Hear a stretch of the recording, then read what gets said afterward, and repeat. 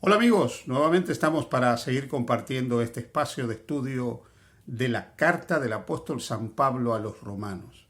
Una carta que revolucionó realmente la historia del cristianismo, porque si Martín Lutero no hubiera estudiado esta epístola del apóstol San Pablo, el mundo probablemente hubiera permanecido durante mucho más tiempo en el oscurantismo religioso y la gran verdad de la salvación a través de la obra de Cristo no hubiera sido redescubierta gracias al trabajo que hizo este monje.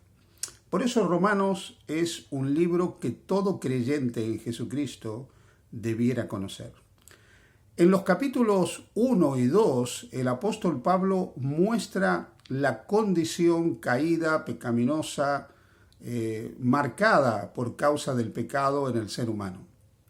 Muestra que la idolatría causó un daño tremendo en la naturaleza humana, en los seres creados originalmente a imagen y semejanza de Dios, que en vez de dar culto al Creador, dieron culto a la criatura con todo el deterioro que esto implicó. Pero en el capítulo 2, Pablo muestra que aún el pueblo elegido de Dios, los creyentes, en este caso el pueblo de Israel, no escapan de esta situación. Ellos también son pecadores. Ellos también muestra el apóstol Pablo que están bajo la condenación de la ley por no vivir realmente como era el plan de Dios para ellos. Así que tanto incrédulos, idólatras como creyentes, los que no son y los que son pueblo de Dios, lamentablemente están marcados por causa del pecado. A partir del capítulo 3, esta afirmación paulina se hace todavía más categórica.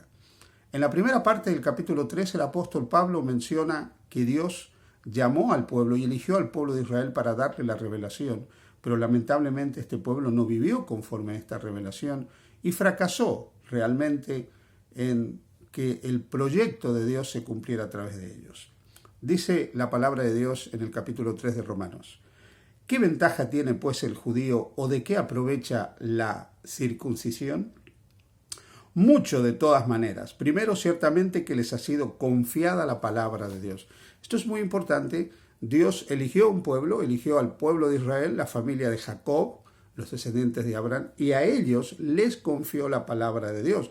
Por eso es que una de las causas a través de las cuales aceptamos como normativos los libros del Antiguo Testamento que están en el canon hebreo, es justamente por esto, porque entendemos que Dios le confió la palabra de Dios al pueblo de Israel. Los libros que dentro de Israel no se consideraron canónicos en el Antiguo Testamento, tampoco la Iglesia cristiana los acepta mayoritariamente como libros que deben ser tomados como norma de fe. Ahora fijaros, el versículo 3 dice: pues que si alguno de ellos han sido incrédulos, su incredulidad habrá hecho nula la fidelidad de Dios, y Pablo dice que de ninguna manera. Es cierto que Dios les confió la palabra de Dios, pero lamentablemente muchos dentro de Israel han sido incrédulos a esa palabra. Esto no significa que la fidelidad de Dios se anula, no significa que las promesas de Dios no se van a cumplir. Lamentablemente no a través de este pueblo.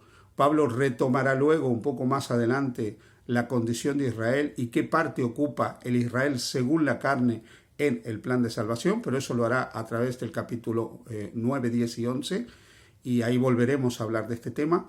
Pero aquí lo cierto es que el hecho del fracaso de Israel no anula la fidelidad de Dios, porque el fracaso de Israel muestra simplemente la triste condición del ser humano.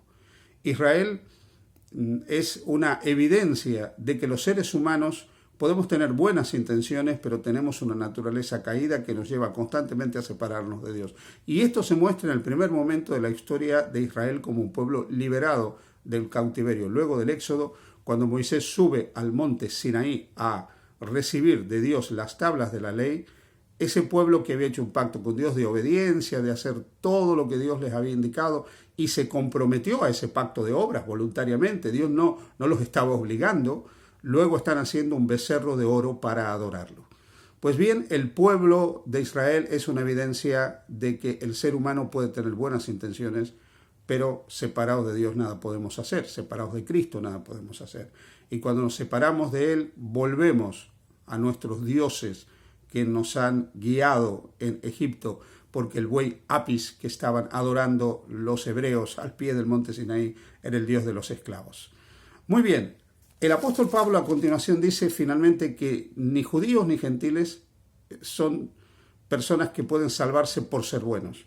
Dice el versículo 9, ¿qué pues? ¿Somos nosotros mejores que ellos? En ninguna manera, pues ya hemos acusado a judíos y a gentiles que todos están bajo pecado. Esto es una verdad fundamental en la epístola de San Pablo. Todos estamos bajo pecado, judíos y gentiles. Tú que eres miembro de la iglesia, tú que eres creyente, no creas que eres mejor que aquel que está fuera de la iglesia. Tú estás bajo pecado y el que está fuera también está bajo pecado. Tú puedes ser pueblo de Dios y estar bajo pecado y el que está fuera también está bajo pecado. Porque nosotros no podemos ser salvos si no aceptamos plenamente a Jesús como nuestro Señor y Salvador personal.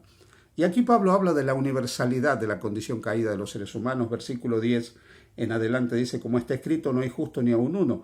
No hay quien entienda, no hay quien busque a Dios. Todos se desviaron, aún se hicieron inútiles. No hay quien haga lo bueno, no hay ni siquiera uno. Y luego describe esa condición desde el versículo 13 en adelante, describe esa condición caída del ser humano que dice que en su garganta y con su lengua engañan, que hay veneno de áspide debajo de sus labios, con bocas llenas de maldición y de amargura. Sus pies se apresuran para derramar sangre, no conocen camino de paz y no hay temor de Dios delante de sus ojos. Describe la condición del hombre caído. Y esa es la triste realidad de la naturaleza humana y todos estamos controlados en buena medida por esa naturaleza cuando no estamos bajo el control de Dios.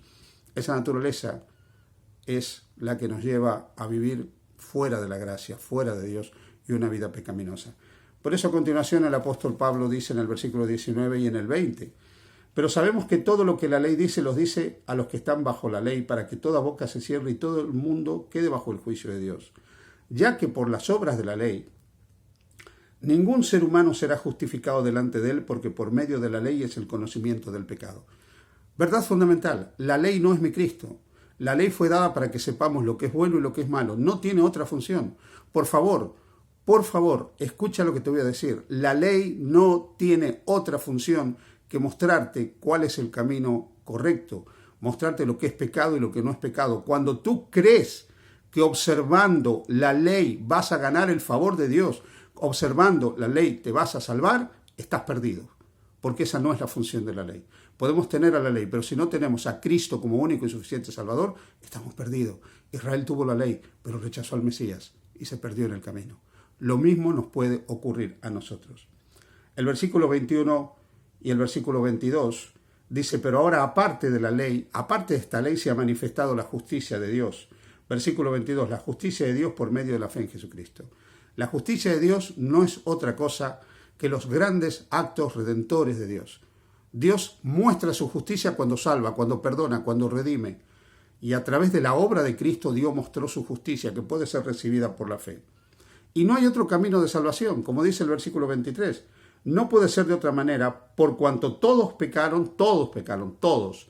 Y están todos, tú, yo y todo el resto del mundo, destituidos de la gloria de Dios. Y solo podemos salvarnos por la fe en Jesús. El versículo 24 nos dice que Dios nos quiere regalar la salvación, declararnos justos. Ese es el sentido de la palabra justificados, ser declarados justos, siendo justificados gratuitamente por su gracia, porque la gracia, el amor, la compasión, la misericordia de Dios es la fuente de la salvación. Mediante la redención, a través del rescate, de la liberación, del acto libertador de Cristo Jesús, a quien Dios puso como propiciación. Él se interpone entre el hombre caído y la voluntad de Dios, entre el transgresor y la voluntad de Dios, y se pone como propiciatorio. Y gracias a su obra, porque Él se interpone entre Dios y el hombre, nosotros podemos ser salvados. A quien Dios puso como propiciación por medio de la fe en su sangre, en su vida, en lo que Él hizo por nosotros, en su entrega, en su sacrificio, en su muerte, en todo lo que Él hizo. Y a través de esto, dice, Dios manifestó su justicia. Dios mostró que es un Dios justo a través de la obra redentora, de la obra de Jesús en la cruz del Calvario. Por eso, San Pablo dice en el versículo 28, concluimos pues que el hombre es justificado por la fe sin las obras de la ley. La ley jamás será una herramienta de salvación. Solo somos declarados justos y podemos ser vistos como justos delante de Dios cuando creemos en Cristo como nuestro Señor y Salvador personal, porque fuera de Cristo no hay salvación. Y cuando eres salvo, el versículo 31 añade algo más. Luego por la fe invalidamos la ley, en ninguna manera, sino que confirmamos la ley. Solo aquel que está en una correcta relación con Jesús puede vivir la vida del Espíritu y vivir en obediencia a la ley, no para ser salvo, sino porque ha sido salvado. No para ganarse el cielo, sino porque el cielo ya ha descendido a él y ya es un ciudadano del reino de los cielos, porque ha sido justificado, o sea, declarado justo, santo, bueno y con derecho al cielo, no por lo que él es, sino por lo que Jesús ha hecho por él. Si tú crees en Jesús, eres salvo. Querido amigo, que Dios te bendiga. Feliz día junto a Jesús.